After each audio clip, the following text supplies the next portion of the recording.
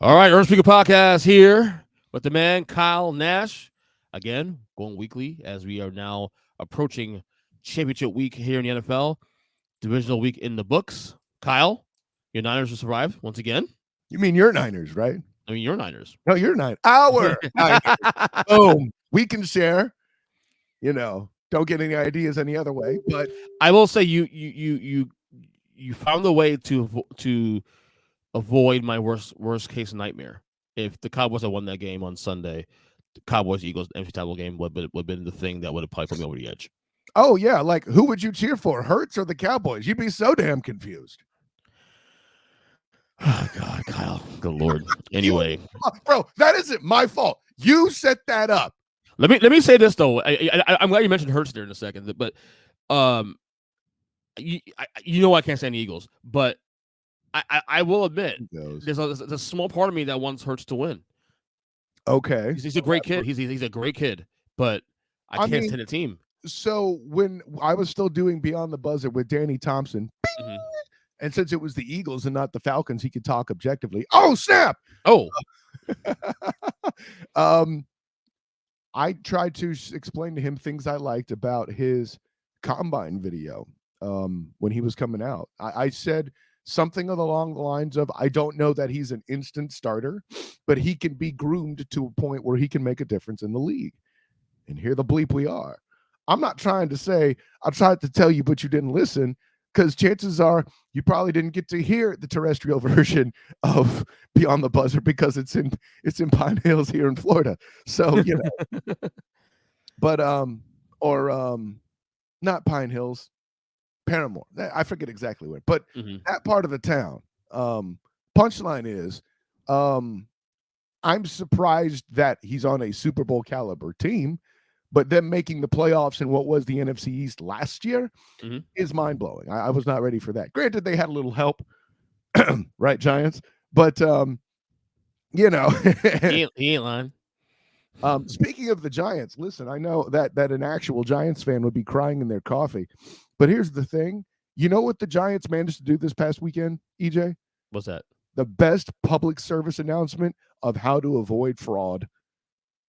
That's right. This is an indictment of the Minnesota Vikings more than anything else it is with the damn Giants. Because say what you will, EJ Christian, about how great Brian Daboll is. By the way, 4th place in Coach of the Year now that I really think about it. We'll get more into that later. More on that place? Later. 4th? More on that later. Okay. Saying more. Conserve your voice. They got a lot of podcasting to do today. Yeah, so I am playing hurt like another quarterback we're talking about this past weekend. Anyways, but but no, all the injuries in the receiver core. Hell, Thibodeau had to leave the field a bit defensively this past week, right? I think you have O-line injuries as well. Student of the game MVP Saquon Barkley doing his thing, but if you're the Eagles, you know what's coming because you played them twice already. Yep. And Danny Dimes, well, let's just say some of that zinc was rusted, if you catch my meaning. Yeah. So, with all that in mind, still beat the Vikings, right? I mean,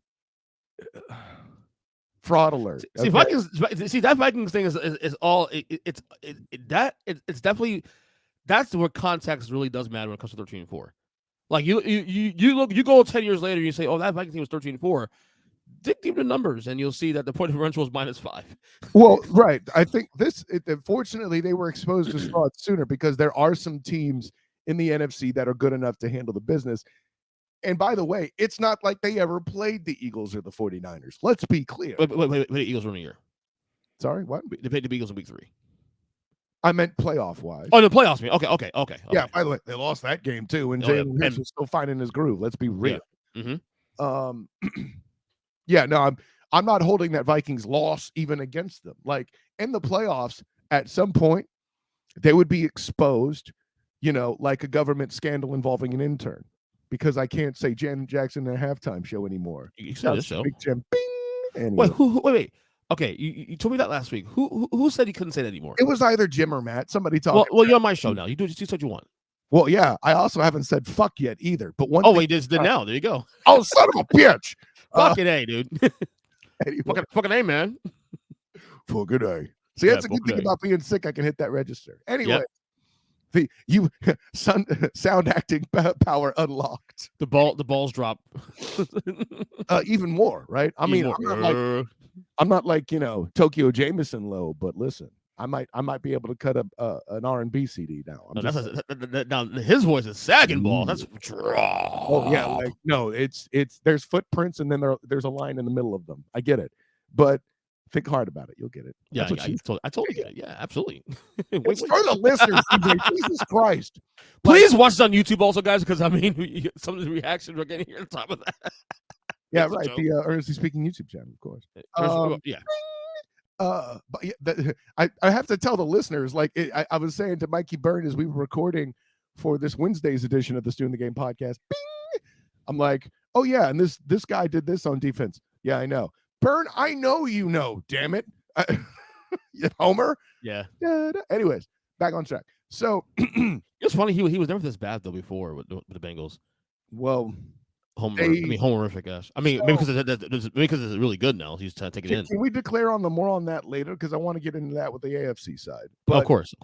With the Vikings, they aren't the biggest frauds in NFL history because that is the Rex Grossman Bears, right?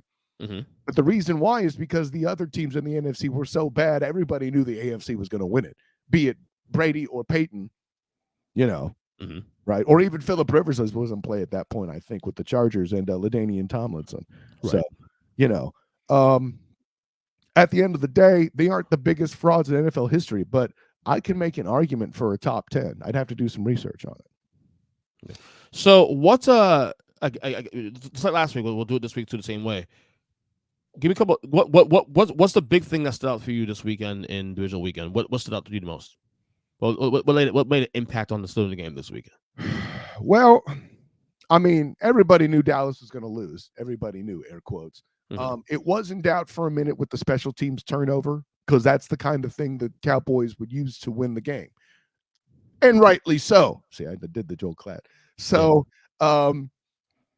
but the biggest surprise to me is, somebody's gonna. I know your boy Zach the Degenerate's gonna call me a homer, but to me, the top surprise of the weekend, for me was was in the Jags game, frankly.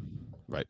And I'm not going to go 1A, 1B, but I'm going to say the two things that surprised me is A. No, you could. It's my show. You can do it. No, I'm not going to resort to that much fucking. It fits the narrative of the show, buddy. I traded out and said fuck. All right. So just work with me here. Okay. I compromised more than you do with your fanhood. Actually, no, you compromise your fanhood every bear. You have 86 teams, but that's false. Right. It's 96. Anyways, so stop setting me up, then it won't happen. But in that game, I was surprised by the Jags' ability, not only to move the ball, but to do some things on defense, right? At the end of the day, Patrick LaVon Mahomes II only gets hurt because that Jags pass rush was a threat. Period, point blank in the story.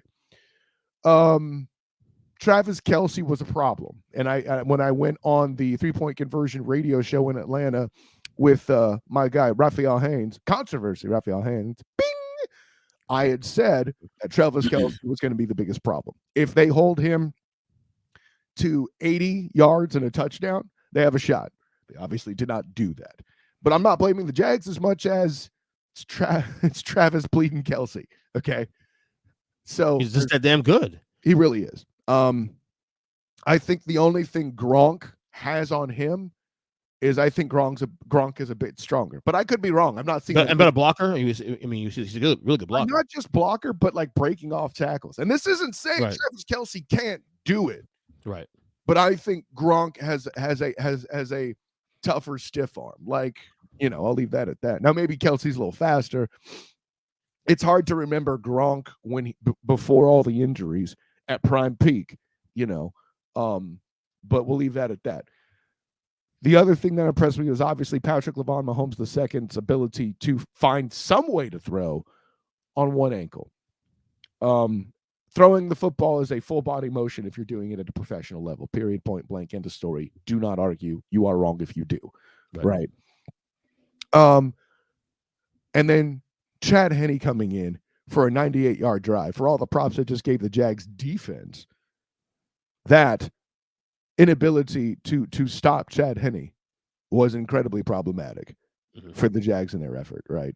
No offense to Chad Henne, but you're a hell of a drop-off from Patrick Lamont Mahomes II. Yes, even on one ankle, according to Nick Wright, which is a great take, by the way. Mahomes 1, Burrow 2, Mahomes with one ankle 3. It's not necessarily wrong either. And I know he's a Josh Allen hater, but that's a whole other question. I was a hater. He's just putting proper perspective. No, sir. Straight up hater. I'm going there. Okay. Well, and it's okay. It's part of the persona. Right. It's kind of like Colin Cowherd with Cam Newton, frankly.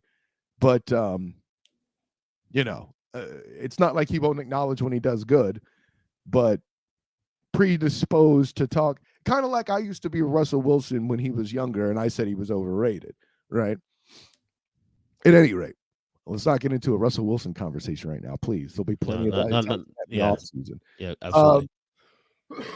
What do you mean? Yeah, absolutely, Mister. I'm going to post a damn video about Lamar Jackson in the damn wild card round. Shut up. Anyway, by the way, check that video out on Earnestly Speaking YouTube channel. Bing! You saw that, huh? Well, anyway. See, for all the times I've been on your show, unlike with Jim on Huddle Up, I hadn't called you a bitch on your own show yet. So there you go. Not yet. Bitch! Well, now, bitch. Yeah. No. So the Jags offense also impressed me. Was I surprised about the fact they had what-if moments? No. Because they've been doing that ish all season. All right. Jamal Agnew with the fumble, Trevor with the late interception. We've seen this movie. I've had the conversation about Trevor Lawrence's poise. What I'm impressed with is twofold. A, it's improving. And B, this offensive line's ability to still float without Cam Robinson. I hated that they signed him, not because I think Cam Robinson is bad, but because he is injury prone. And then late in the season, he's out for the season. Walker Little showed up like a bad mamma jamma. Now, the Jags insiders are going to tell me about Jawan Taylor and his contract at right tackle and all that being an issue, but let's cross that bridge. Maybe they'll draft a right tackle. Who the hell knows? Good. I'm impressed with the Jags' gumption and belief. That culture flip by the actual coach of the year that even EJ had to come around to. The fact that they even believe differently than ever before. Like, it's not Joe Burrow swag, but it's pretty damn swaggy. Right? It's like if Joe Burrow didn't have the fancy sunglasses and fur coat, right? And just as an example, before the Agnew fumble, did you see Trevor truck a dude to get that first down? There was no slide. He shouted out like it was still the early 2000s. He's barely, if he's born, he's too young to watch it when he's going, yeah, it's a juggernaut, bitch. And what's amazing watching this team on Saturday, even in the last couple of weeks prior to them making the playoffs, all that, is you go back and you cover this team the last couple of years. So you see for yourself. Yes. You see the culture change, literally 180 from one calendar year to the other. Yeah. What they did the last couple of weeks, getting to the playoffs, winning a playoff game on top of that too also. Yeah. It's such an indictment on Urban Meyer. Yeah. Sure. As if he wasn't indicted enough already. As if he didn't already suffer a bad record. As if he didn't already have a huge scandal. As if the year that he's started as the head coach, the fans are wanting to wear clown masks. Right. It's incredible. I mean, yeah. And I think that's probably why I put it over the edge. See, because I always thought me, EJ Christian. Right. Because the Peterson thing really honestly, like I would argue, in my opinion, that Jags had a better roster than New York than the Giants on paper.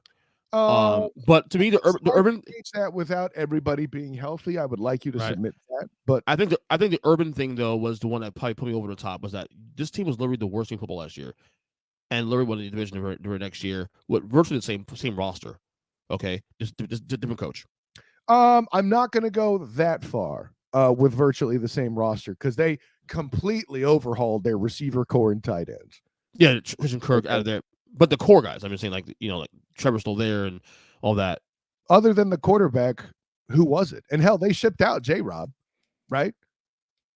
Middle of the year, though, right? Early mid, we'll say. I think it was around week 4. I would look at my article on the 3-point conversion, but it was never posted. Anyways, so little something there still playing hurt, EJ. But let me. I was gonna say cough it out. Right. See, this is the kind of show EJ has. He'd rather hear than silence. No, but I think you had a lot. You did have a lot of the core on defense, to your point, and then some injuries took place in the defensive secondary. The point is, this group was forced to change, and was able to do so on the fly, where most of your acquisitions were on offense. Right. Arden Key is a late introduction at as a free agent to the pass rush, and Trayvon Walker and Devin Lloyd, the linebacker, right, are the 2 top draft picks. And everybody just completely profusely, well, I'll say it this way on your show because you do all the time. They shat all over, and that's proper past tense, by the way, shat all over the Jags for picking Trayvon Walker number 1 overall. I did the nuts and bolts draft show the first day with Professor Bill Carroll and Sensei Jeff Barnes, and both of them ripped the Jags hard for that pick. Now, granted, Aiden Hutchinson did an amazing job, but Trayvon Walker made a difference. The thing is, he's not going to do it in a way that you see on the stat line because he helps stop the run, right? So since you're on this anyway, because it's actually a good segue into the grades, because the Jags were the first team on my list of for letter grades for the post-mortem losers this weekend. What grade did you get the Jaguars? Oh God, it's an A+, unquestionably.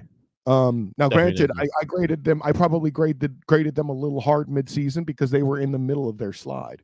But I said, listen, there's still a chance for improvement. You gave him a D, actually, I think, if I'm mistaken. Yeah, and I said, listen, there's a chance for improvement, and I need to see it, right? Because that was right after. I forget which loss it was precisely. It was right after. Was it Houston? No, Houston was way earlier in the year. That was like week 2 or 3. I did grade them punitively for losing Tony Pacelli Day. Tony Pacelli's Ring of Honor induction and playoff acknowledgement. So there's that. But yeah, you come out, you win the goddamn division, you win a playoff game in a fashion we may never see again in our lifetime. And if we do, I would question the quality of the NFL play that we witness on the field, but that's a whole other question. So yeah, you got to give them an A. No question. If they had won against KC, it would be A+. And that's not so much because they lost the game, because it is Patrick LaVon Mahomes II. It's the fact that they lost with 2 turnovers right at the end in the clutch when it matters. I have to analyze that a little bit. And they still screwed a parlay up on top of that, but because they covered, they covered. Hey, the end. Yo, I know you don't have it on the soundboard, but my voice isn't the right pitch. I'm gonna try anyway. I tried to tell you wouldn't listen. Even Travis Holmes tried to tell you. I know you listen to the Student of the Game podcast. Bing. Yeah, of course. We tried to tell you. Travis said it. I said it. I said it on the Mark Moses pod. I said it on the damn Earnestly question. Earnestly question. Let me try again. I probably said it on your show. I know I said it on the 3-point conversion. You mean your show that's on right now currently? No. Well, yeah, right. This current one we talked about. We previewed the game last week, didn't we? Yeah, we sure did. Okay, and I probably told you the last episode we did. Yeah, I tried to tell you many times, but you wouldn't listen. I wouldn't be surprised if young Logan, Eli, and Travis. Oh, sorry, right, Eli. I keep forgetting he's named after a Giants player since you're not a Giants fan. But as I roll my eyes at you, but I'm waiting for him. I like that you said that out loud for the pod audience too. That's a good in case you don't go to the video. But I'm surprised your son hasn't bashed in behind you again and said, "You tried to tell you, but you wouldn't listen." By the way, I gave him an A as well. I think it's so hard. I think it's so hard to really to do what they did. Look, we can talk about the fact they played the AFC South and this, that, and look, and combination of them and Tennessee, Tennessee going different directions in the second half of the year. Yeah, I play all that. But to me, it's so difficult to just turn things around like that on a dime in middle of a year, having to still coming off Urban Meyer as it is. And Doug Peterson's stock wasn't really that high coming into this team because of what happened in Philadelphia last year or so. To have that team still believe in you, to believe you can still play and still find a way to climb out of this gutter. And then not only do it, but then, get the opportunity because Tennessee fell apart on top of that too. And then you actually do the damn thing, go to the playoffs, win the division, and win a playoff game on top of that too. And we're competitive against the Chiefs. Yeah. I'm sure Jag fans would argue that it was there on the table to be taken. Yeah. So A for me, definitely. All right. Here we go. And again, the Jaguars were 9-8 from the year. I didn't get to say that. All right. Yeah, actually, a winning record for a division leader. No shit. Listen, Tom. Thank you. How about my New York Giants? 9-7-1.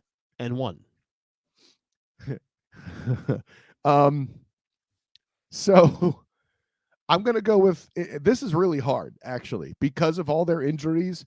I forgive them a little bit, but their playoff win, even though they performed a brilliant public service announcement, holds minimal stock with me. I'm sure you can understand why. Yeah. If you don't like it, blame the Eagles. Your Eagles, by the way. My Eagles? Oh, okay. So your Jalen Hurts, whatever. Does Tom There you go. tell us that now that he's your Jalen Hurts? Yeah. Well, Anyways, never mind. We're getting into an awkward topic that I don't want to come up on one of those websites. don't even start. But so of course Saquon Barkley is the student of the game MVP. Me and Mikey Byrne from the Five for Fighting podcast minced through that and made that happen because he deserved it. I know some people are going to say Patrick LaVon Mahomes the second. Okay, great. I don't hate people that think that, but I'll say this. I would argue the Giants had a far tougher road, not just because of schedules or anything like that, as much as you dealt with a lot more injuries. And Saquon Barkley, if he ever went down, the wins you did get, you don't get. Period, point blank, end of story. We saw Chad Henne lead this team in the past. And by the way, this past weekend, in a way that we know they still have a good enough offense. Name me a single player on the Giants that makes the difference like Travis Kelce does. I'll stop you. It's not other than Saquon Barkley. You can't, because Danny Dimes can't even do it from the quarterback position. I said it. So that all being said, I'm gonna go B+, because they did beat expectations horribly. Like I had this team winning four times overall. They won a lot of games that they shouldn't have based on gifts, but they did win a playoff game, and Dayball did it overcoming a butt ton of injury. I can't give them an A because I don't feel like they would beat any other team that made the playoffs other than the Vikings. In their conference anyway. So hell, I don't know that they beat any AFC teams. So yeah, that's where I'm at. I mean, is that it feels a little harsh though, and I'm not even trying to sound like a homer saying this too either, because they did okay. And look, I'm not saying they would beat them now based on what we've seen, in hindsight, but they did beat the Ravens this year, a playoff team. They did beat with Lamar, by the way. They beat the Jaguars, who are now a playoff team as well. Beat Minnesota in the playoffs, obviously. So they beat some. The Jags weren't then who they. No. Agreed. This is only a year. Right down to the last play, literally the last grass. Super Bowl bullshit. So let's put that in there for context. But again, we were talking about this team, you and I both, and I'm a fan of this team. And we were saying if they win 7 games max, that's a success this year. Sure, that's why they have and not no an A. So let me ask you this. Let's get more. I gave an A for the record. Let's dive a little deeper into this Giants team in the offseason right now. Yeah.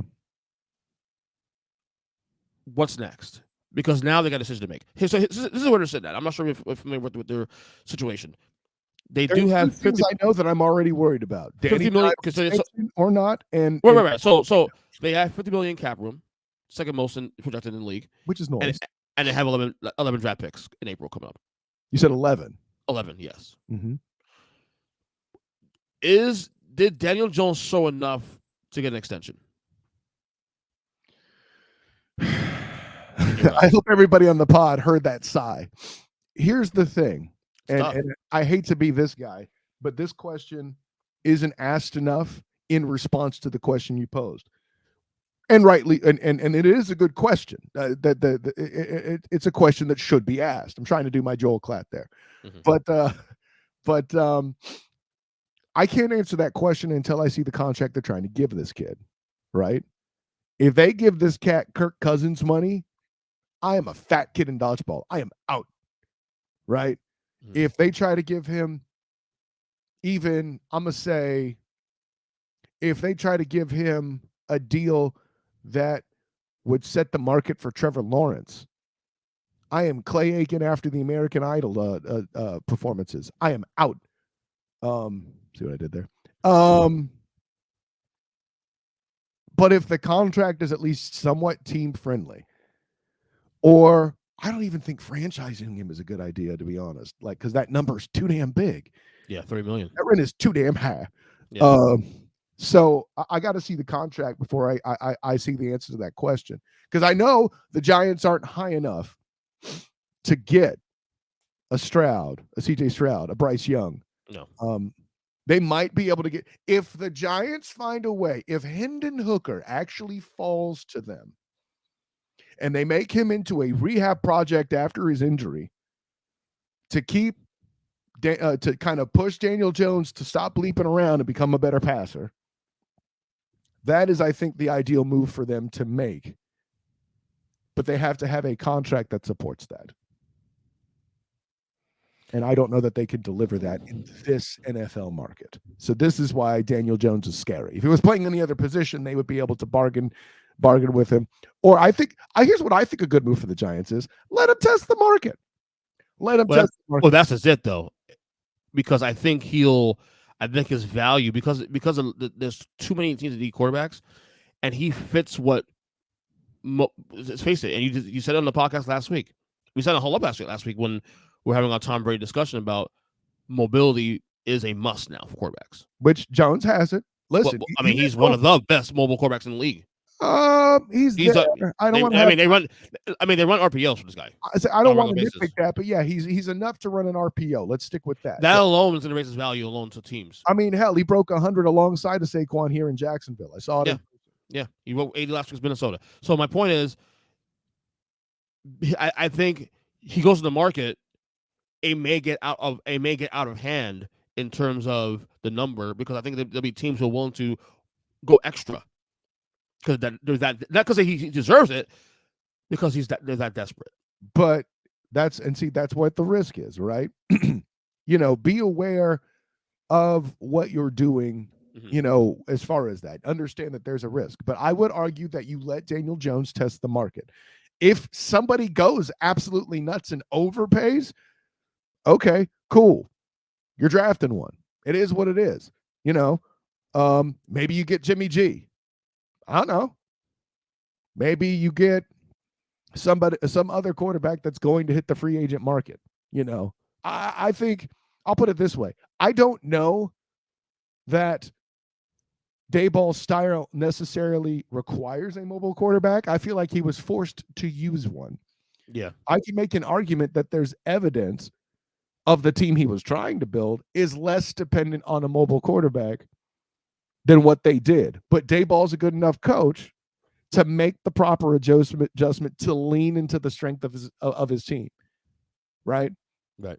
So I say all of the above to say I think you let Daniel Jones test the market, and if it goes Le'Veon Bell and he gets overpurchased, cool. Let that be some other franchise's problem. Hopefully it's the Red Tails, Commanders in your division, right? Maybe they'll make that mistake. What about your MVP, Saquon?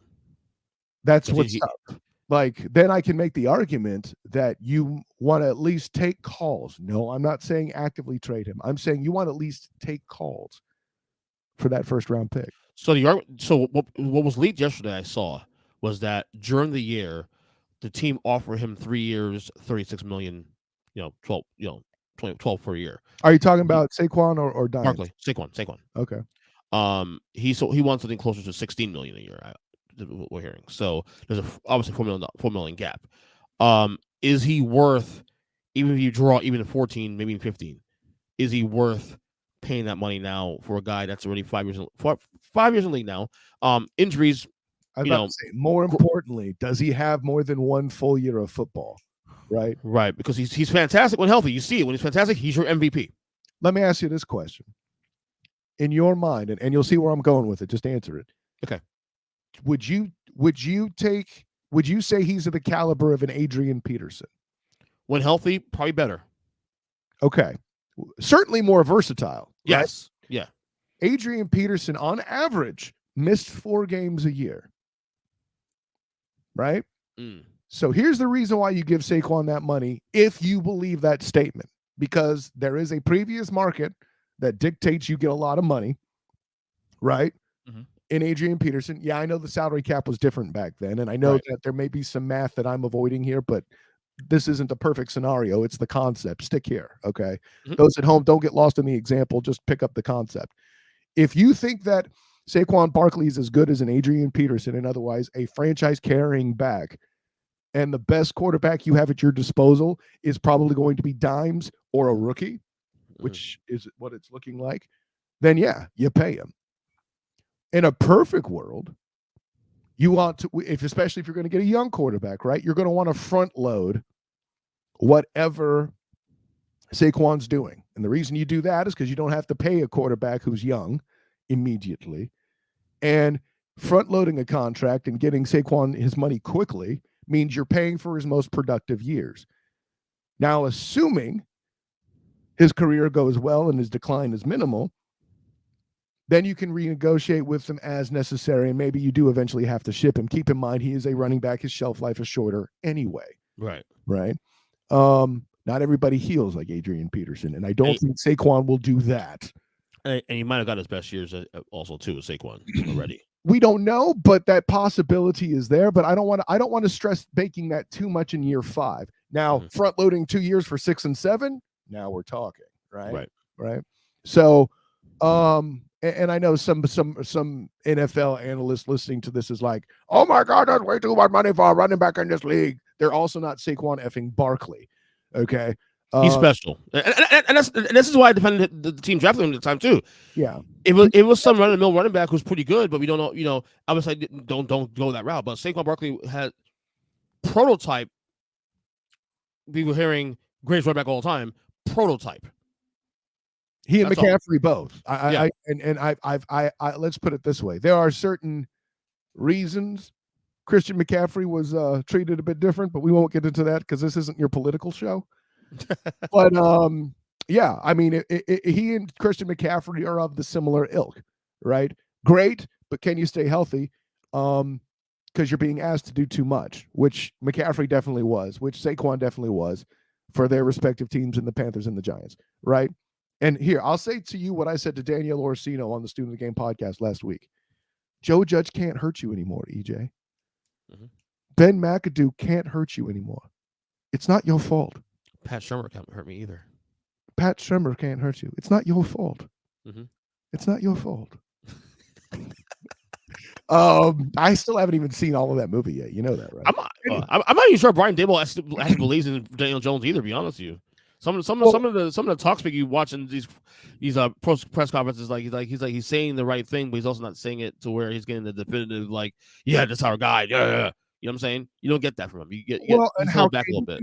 How can you do that right now? Because he even if he thought Dimes was the guy and goes to his apartment and has beers and regularly whispers in his ear, I think you're the best quarterback of all time, Danny. Even if that's happening, you have to answer lukewarm in that media market. So I think that's a factor. That's why it's tough. Awkward as it is, the bigger the market, the tougher it is to make the read sometimes, unless you have somebody like Jerry Jones who lives to make the provocative statement, right? I mean, which direction I would go, I have to be honest, I'd have to do a lot more studying to really answer that question on how I'd select, as I am not the Giants coach and all that. But I think it's going to be what kind of identity Brian Daboll would request. Now, if you look at his past time in Buffalo, if he's trying to replicate that, one would argue that Dimes is his best effort to do that. Yeah. And one would argue, and I hate even saying it. Actually, you know what? One would argue that he should dump Dimes, ship Saquon, and try to get friggin' L-Jack out of it, Lamar Jackson. Ooh. But I don't know that they have the ammunition for that. Well, I they won't. have the draft picks. 11 draft picks, like I said. I mean, and the Ravens do draft well, typically speaking. Not so much lately. They've had some injury issues and things like that, but historically, the Ravens draft well, right? And how cool would it be to have Lamar Jackson in the biggest media market?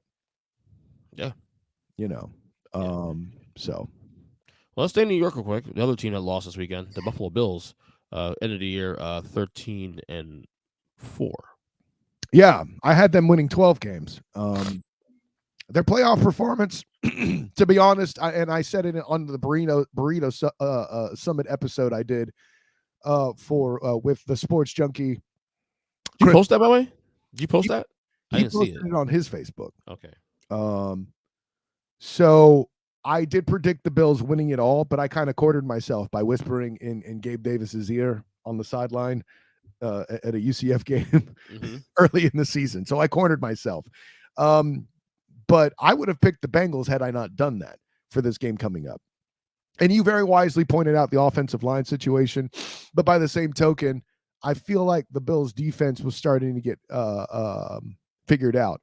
And that was before I knew it was going to snow. The irony and why some coaches might lose their jobs in Buffalo, right? How on earth do you get the home field advantage to work 100% for you and be the team that faces problems because of it? I had to get some extra voice in there on that one. But yeah, if you're the Bills and it snows and you lose the advantage because you can't run the damn football, you're wrong. Okay? Gabe Davis is not going to be able to take off down that field and get the big catch because he's going to have trouble striding. Did you see how far he slid when he took that chick out in the end zone drop there? He slid. He took out the lady and then hit the wall with pretty good velocity. Obviously, he didn't get hurt, thank goodness. But that should say everything you need to know about how that would completely debilitate anything the Bills were going to do offensively. Meanwhile, one of the more underrated backs in the league, Joe Mixon, had a day. As an offensive lineman, I hate the cold. I would love to play in snow. Yeah. But wait, it was 12-4. They missed the game because of the Hamlin thing. Would you give him a C? Oh, I didn't give a grade yet. I'm going to give the Bills a B. I may not be happy with their playoff performance, but they landed about where I predicted they would. Did they look pretty doing it? No. Could they arguably or should have had a bad record? Yes. I'm a little punitive because they played down to some opponents, but I think B's where I sit. This is hard to explain for me because how much does the Hamlin thing and the emotional 3-4 weeks play into what happened last couple weeks, like in terms of like the performance? I'm not grading for that because it's impossible to gauge. Right, but you have to, but it's got to be acknowledged in a sense because of the fact that it's going to play a part into how they respond to games and whatnot, and just a roller coaster of things that happened. And by the way, I'm not saying that to take away from Cincinnati Bengals because they were a better team. I picked them in the game for crying out loud. Well, let me put in this point. I would argue it's a net negative for the Bills and a net positive for the Bengals because this set up that whole neutral site game situation that every member of the Bengals community got ticked off at. Yeah. Shouts to Mikey Byrne. Bing! Right. So I would argue I could make an argument based on no real substance, obviously, other than a few things that the Bengals have done to demonstrate it, that it helped the Bengals more than anything it did for the Bills, period. So I went C+ in this one because you and I both haven't won the Super Bowl for a start there. So they were 3 games away from that, number one. So look, they won the AFC East, so obviously they did their job there. Well, you saw signs late in the year, but this team just couldn't put teams away. They playing down to their competition. Playing down competition, and and again, too one-dimensional for my liking. A little too Josh Allen reliant. The Dolphins game that's always been true, but we thought that was fixed this year, and then clearly that's not fixed yet. They did not use Naheem Hines for that. That is fair. Right. Look, it feels disappointing because of the way it ended.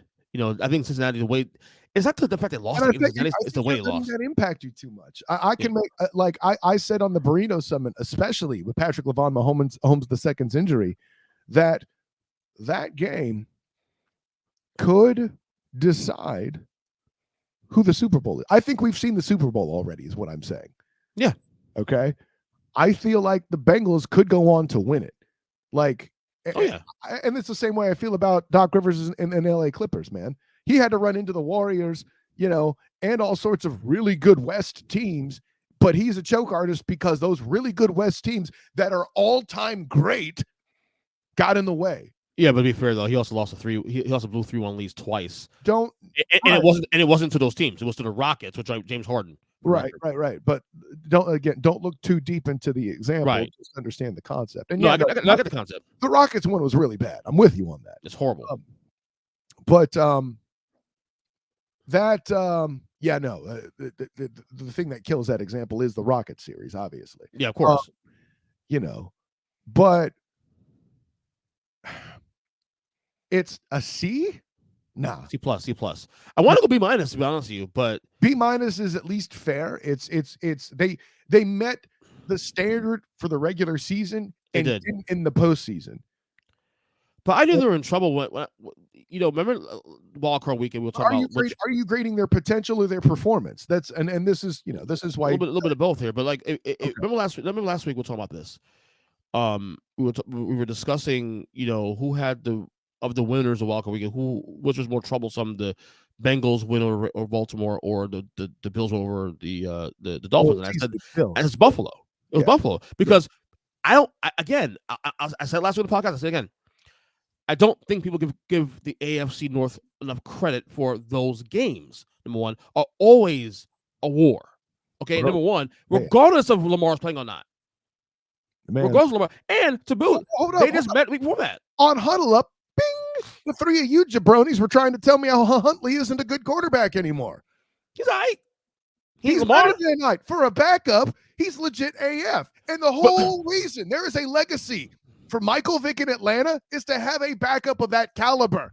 The reason I said Baltimore could still keep the game close was because in the case of Huntley, John Harbaugh. In case of Huntley, well, not only that, but in case of Huntley also too, there's already camaraderie there for the last 2 years. He's played a lot of games with this team as a starting quarterback the last 2 years. Familiarity is super. Kyle Thompson, not so much. Same thing for Chad Henne and the Chiefs. Bro, I feel you.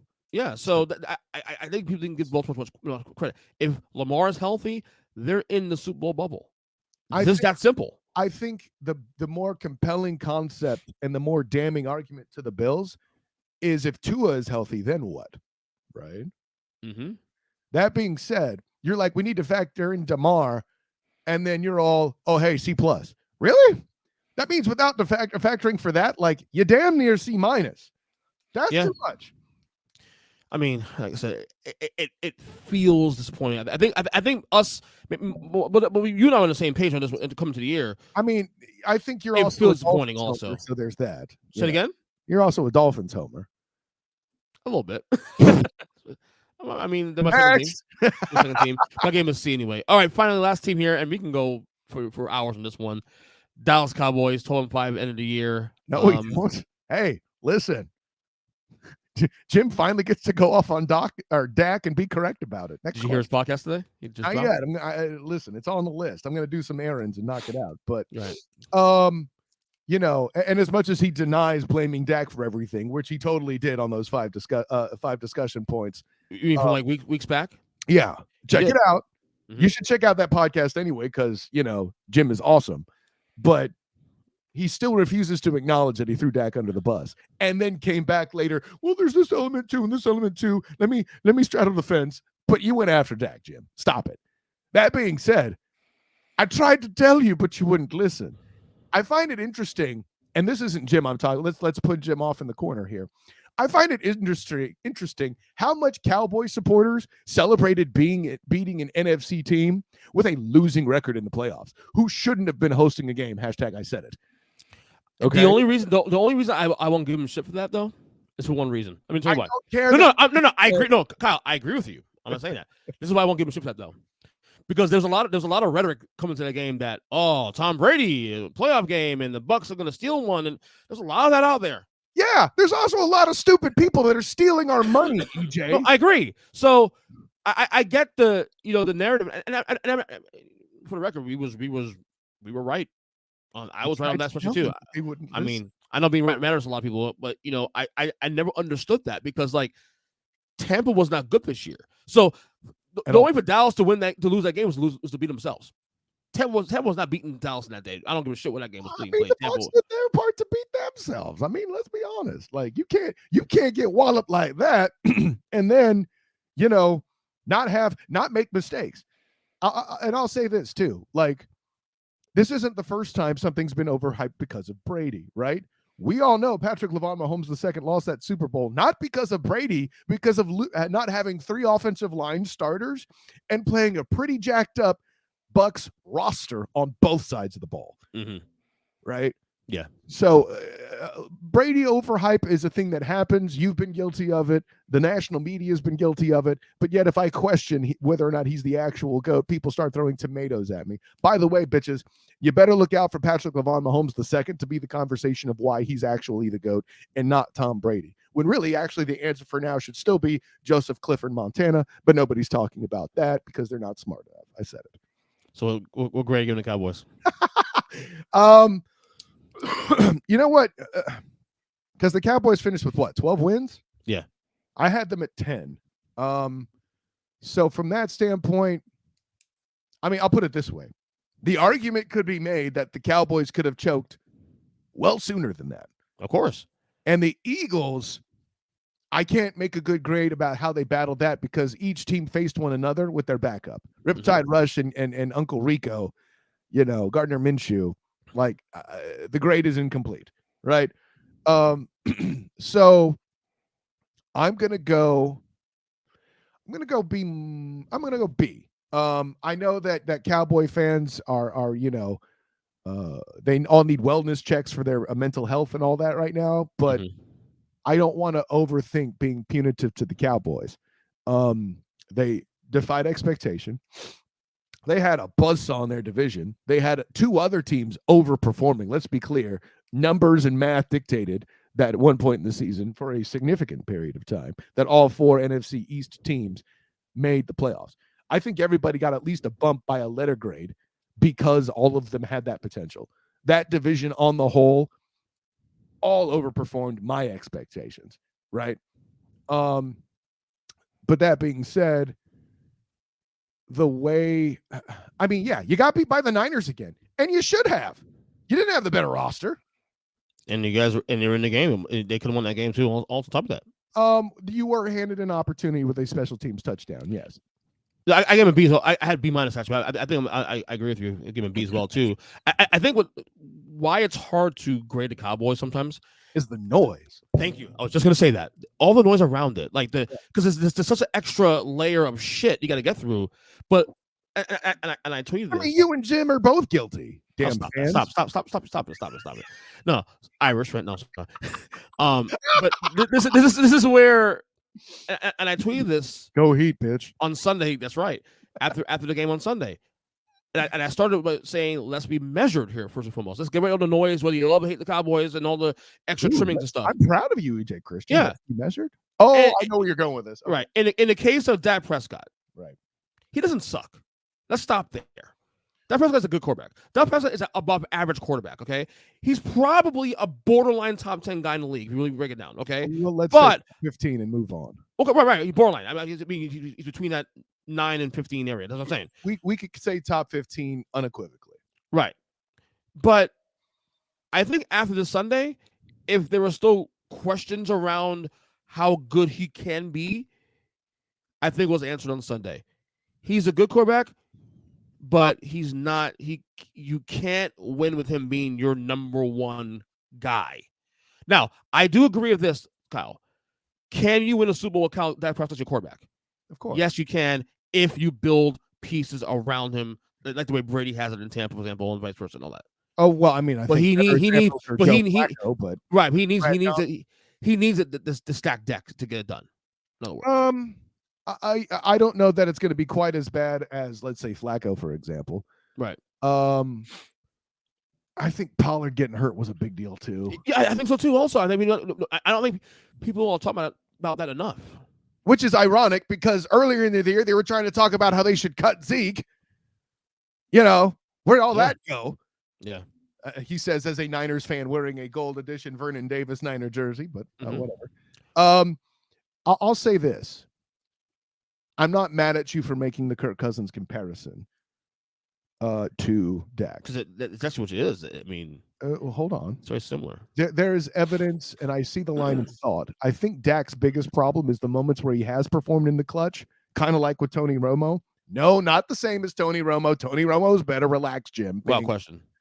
But I think the moments he has performed under pressure get overshadowed because when he has, the team has let him down. Best example, first playoff game Dak Prescott played in, did his job, had his team ahead. All they had to do was stop Aaron Charles Rodgers, and he threw a Hail Mary to win the goddamn game. Mm-hmm.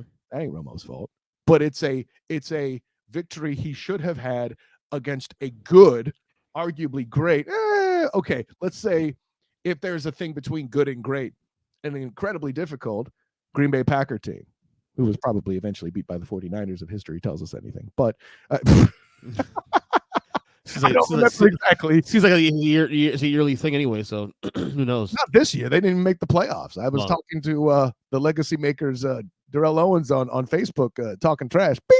And they got anyway, lost anyway to the Niners. So yeah, whatever. It's like, it feels incomplete not having beaten the Packers this year.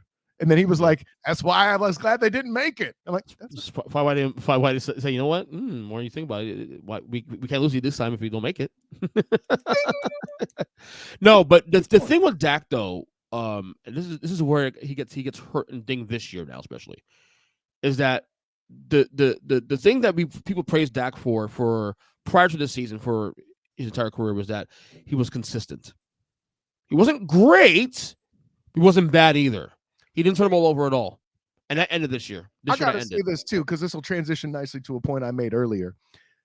The real crime here is why aren't we talking about this 49ers defense? Thank you. What in the entire fuck right now? Oh, that's true. I said fuck on your show. Here we go. Oh, my God. Right? Like, why aren't we talking about that? And while it might be ridiculous in the eyes of many, I should be seeing comparisons of this team to the Ravens of 2000. I should be seeing comparisons to this team and the Ravens that last won the Super Bowl at the Harbaugh Bowl, right? When the Ravens beat the Niners and Jacoby Jones was the actual MVP. Jacoby Jones was the actual MVP. Yeah, I heard you correcting the online listener, trying to anyway. Why aren't we talking about that? Because you know what we also aren't talking enough about? The fact that they're doing this with a third-string quarterback. The fact that they made an excellent midseason acquisition and Kyle Shanahan hasn't gotten a single damn vote for Coach of the Year. And I am guilty of this crime as well. He did a better job than even Brian Daboll did. Oh, shit. Kyle said it. So that's where the fourth place thing comes into play now. All right, full circle. Thank you for pointing it out to the audience. That's a good host there, EJ Christian. The thing with Shanahan, the reason why he probably didn't get his flowers this year is because people are stigmatizing him about 28-3 when that was. Oh no, not in my case. No, that's a factor, sir. I know it's out there, but no, in my case, I know because I didn't say you. I expect it. Right. I've been speaking his praises for years now. He's been doing this stuff for a couple of years now, where I expect it. We know Garoppolo isn't that good, and yet this team is always either in the Super Bowl. Oh, no. Hold on. You and I may know well, and I don't want to say he's not that good. Let's be careful. We know he's unavailable. He's unreliable. He's all right. Garoppolo's all right. He and Dak, I think, on a similar level. Yes, they're both top 15 guys, but Dak's always going to be better because he's available. Yeah. Right. And that's with Dak though. Again, what hurt him this year, I think why the narrative was did it again. You national media'd, and you went back to the Cowboys when we should be praising the 49ers and what this team. Well, they play next week, so they get more praise next week when they beat Philadelphia too. Oh, wow! Spoiler alert! I don't know. I don't know what I'm going on leaning that game. Honestly, Philadelphia. It's a tough pick for you, right, Niner fan? It's a tough pick because, people say, "Oh, Philadelphia's better than San Francisco against Dallas," but I think quality opponent matters. Dallas was a much better opponent than New York was. Yeah, that's fair. You know what I mean? Quality opponent should matter. Hurts came out playing even better than I could have imagined. Yep. And that's the thing. That's what happened to the Giants on Saturday did not surprise me at all. So I think it was a little wider than I would have expected. No, I said if Jalen's healthy, they're done.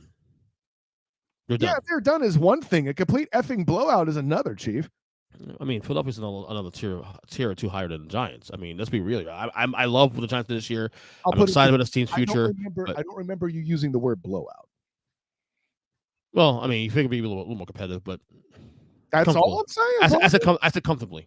So tell you, but you wouldn't listen. But I give Dallas a B, B minus, B, what I want to call it.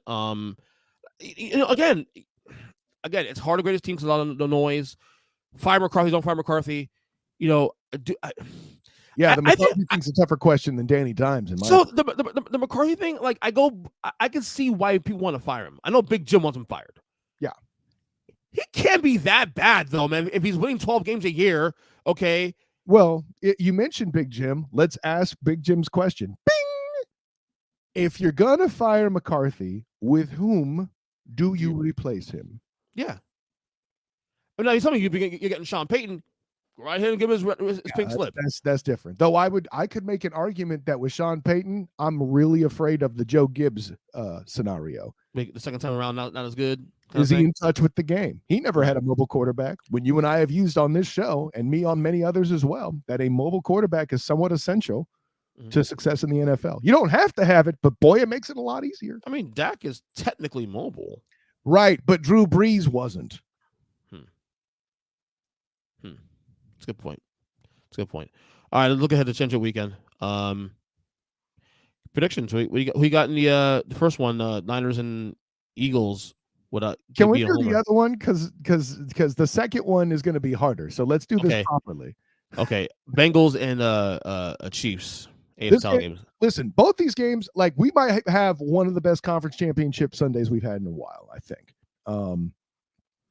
And I neither of these games in my mind are a blowout. Now, granted, I was a little surprised by the Bills and the Bengals, that gap, but yeah, what we have here in the AFC, it's going to be a close game. And while I know, but the Bengals are already 3-0 against the Chiefs. Yeah, and that's all adorable. History doesn't mean a damn thing to me here. As bad as Peyton Manning was against Tom Brady, for example, in the AFC Championship, Brady was 1-3 against Peyton, or was it 1-2? I forget which. The punchline is, this game makes all that not matter, right? But what does matter is the mobility of Patrick Mahomes II. Not just about throwing the football as a full motion, EJ Christian, but you saw it against the Jags. Outside and stretch runs are going to be incredibly difficult for the Chiefs if they want Patrick Mahomes II to hand it off. He could barely get out there. Now, will he heal up enough? Will he have enough cortisone and enough tape to execute that? I don't know. But side note, Chiefs defense, Trey Herndon especially, look for a lot of tosses in the run. Chiefs, don't do a toss in Trey Hendrickson's direction. I've been covering the Jags too long. Do not do a toss in Trey Hendrickson's direction. That is a mistake. By the way, when he played in the Shrine Bowl, EJ Christian, I voted for Trey Hendrickson as the defensive player of that game. He didn't win it, but he should have. So, yeah, I have the Bengals in that game on the strength of the fact that Patrick Mahomes II will uncharacteristically miss one or two throws because of the ankle. And Joey Burr will take one step closer to earning middle name status. You're going crazy here. I don't think the injury matters at all in my pick. I mean, obviously, it doesn't help the Kansas City Chiefs' chances, but I think if Mahomes going to be 100% healthy, I'm still picking the Bengals win this game. But please. Oh, I see what you're saying. Well, and that's fair too. I think it's going to be that close because Arrowhead is sick of this crap. And I think it's great. I recorded with Brian Paul of A7BN Sports. Bing! So you'll see it on Wednesday, but he breaks down fabulously on the Student of the Game podcast how much the Chiefs, especially the Kool-Aid man himself, Andy Reid, has bulletin board material for the speech that he should be giving his guys, right? To me, it's just simple more than anything else. And I'm saying this even when Mahomes is healthy. Yeah. The Bengals are the better team. The key word here is team. Team. How do you figure? Like where better precise? The Chiefs have no answer to the receiving core. Bengals receiving core whatsoever. I mean, typically that defense, the way they play, they have no answers for any. But that is the best receiving core in football. They go 3-4 deep. I'll allow it, but I need to research it more. I mean, 3-4 deep. That's 1-2. It's about 3-4 deep. Yeah, no, I hear it. You know what I mean? And I'm certainly in no position to say they're bad. I made the statement about Joe Mixon being one of the most underrated. Yeah, the Arrowhead thing, it's a real thing unless you're Joe Burrow. Joe Burrow gives zero fucks about where he plays. And this is the going back to what we were saying on text about the Montana comparisons. Is that he does not get rattled. Joey Burr. We don't need to compare him. He is his own man. Right, so I'm saying. Like what made Brady special, what made Montana special, people forget about Montana, is that it didn't matter where he played. Joseph Clifford, Montana. Yeah. It didn't matter where he played. It didn't matter the situation. He just never got rattled. He took in the situation as is and just went with the flow. I mean, again, the Super Bowl 23 John Candy quote, 98 yards to win the game. It never gets old. It never gets old. Joe Burrow has that same vibe. And like I said, I remember the day, I'll say it again. I remember the day I said this. It was the Alabama LSU game in November of 2019 when LSU had a big lead. Bama came back late, took a lead, and Joe Burrow just didn't get rattled. Okay, let's get a job done. Let's go. So if I'm the Bengals, I'm doing everything I can to let Gabriel Iglesias on the sideline, so Joe Burrow can have that moment. Oh, look, it's Gabriel Iglesias. See, then you got the big man comic that they can. He just get rattled, and there's so much value that it uplifts the team, like the entire team. His value to that franchise is so through the roof now. Like the Bengals, they better resign this. They better extend this guy now. I thought they already did. No, not yet. But the word is they're planning to this summer. So, thank God. I mean, bro, lock him up now while you can, because it's clear how good this kid is. It's clear how good this kid is. Look out for that receiver core to lose a bit of depth. I'm just saying. Yeah.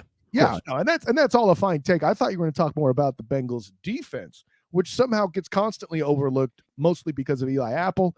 But but he does seem to play better in the postseason. So we'll see what happens. And team's been really, really good. I got Bengals win this game. Okay, now to your game, NFC Eagles and Niners. Bro, like this is tough. And it's not just I have to try to regulate, looking at the score to the Eagles Giants game, bro. But like Jalen Hurts looked great, didn't he? Mm-hmm. He looked outright fantastic. I think the best thing to do, honestly, to evaluate this game is don't look at the performances of the Eagles and the Niners this past weekend, because again, I still believe quality opponent matters. Opponent matters. You're underselling his recovery from injury, him shaking off playing the worst football of the year. That's why I'm looking at it. Right. If this game were closer, I'd have concerns, just like we had concerns about Buffalo getting past Skylar Thompson. Obviously, a little less urgent than that, but still, like, okay, you could barely get past the Giants. DeMeco Ryans got something for that ass, right? But I don't know, man. Like the sheer depth, the balance that offense has. If you demand defensively and force one dimension of Jalen Hurts, you still might get beat. And that's the problem. Whereas if you shut down the run game and dare Brock Purdy to beat you, you are not very confident as a 49ers fan, right? And that defense is great. This is all going to fall on that defensive line. For all the ish we talked, for all the comparisons that aren't being made but shouldn't be to all-time great defenses, this game is that deciding factor, right? Based on what we've heard about these defenses, take the under if you believe it, right? But I've talked myself here on this show, even though I picked the Niners to make the Super Bowl at the Burrito Summit. You've heard me do this before last year, right? I'm compelled, after seeing Jalen Hurts recover and look as good as he did, and that offense, not being slow. I'm going to go Eagles. I'm going to go Eagles here. The optics definitely close a game, though. By the way, yeah. So coming to the playoffs, I had Niners win the Super Bowl. Yeah, you guys know I've been very clear about. You're not right. Believing the Niners. Shut up. Believing the Niners since week 7. Bleeding the Niners. Believing the Niners to do the damn thing. Okay, trust. So, right. You're right that what Jalen did on Saturday definitely twists some things there, and for myself as well. But I like your point about quality of opponent too. Right. Yeah.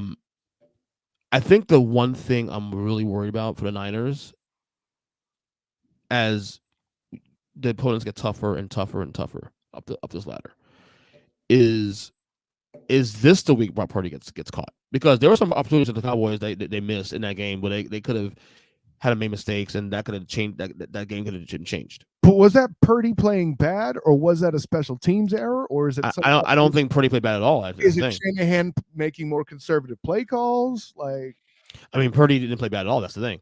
But there were some opportunities where they could have gotten a catch here, maybe an interception here, make a play here. Philadelphia's defense is more well-rounded than Dallas. Dallas defense is really good. I'm wrong, but you're talking about well-rounded across the board. Philadelphia has that in spades. Maybe, but I would also argue their front is ridiculous too. Yeah, that plus the fact that they're playing Philadelphia. Yeah. No, that matters.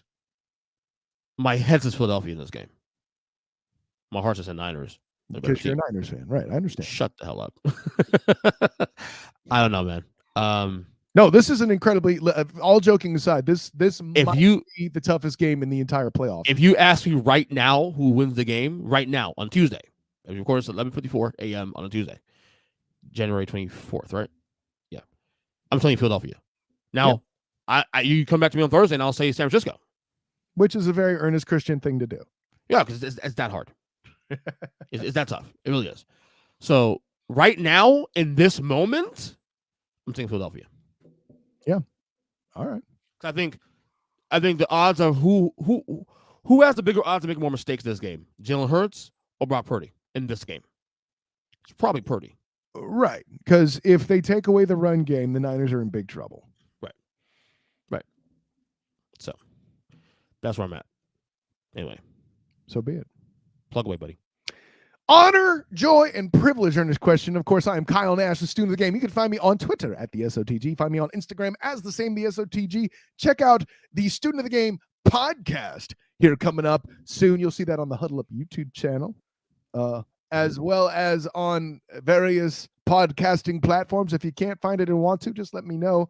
Also on Facebook as a student of the game. Check out my writings with the Black and Gold Banneret covering UCF basketball and football, as well as the stuff with the three-point conversion. We're done with the matchup mania for this season, but you'll be looking out for some stuff from the Super Bowl from me during that week. So there's that.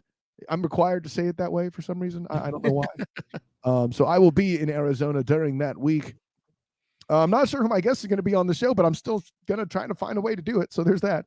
I hope you get to go there to Super Bowl with your favorite team being there too. It'd be nice. That would be fun. That would be fun. But even if that were the case, like during the week, I'm covering the AFC side. Yeah, but still, it would still be great. Don't get it twisted.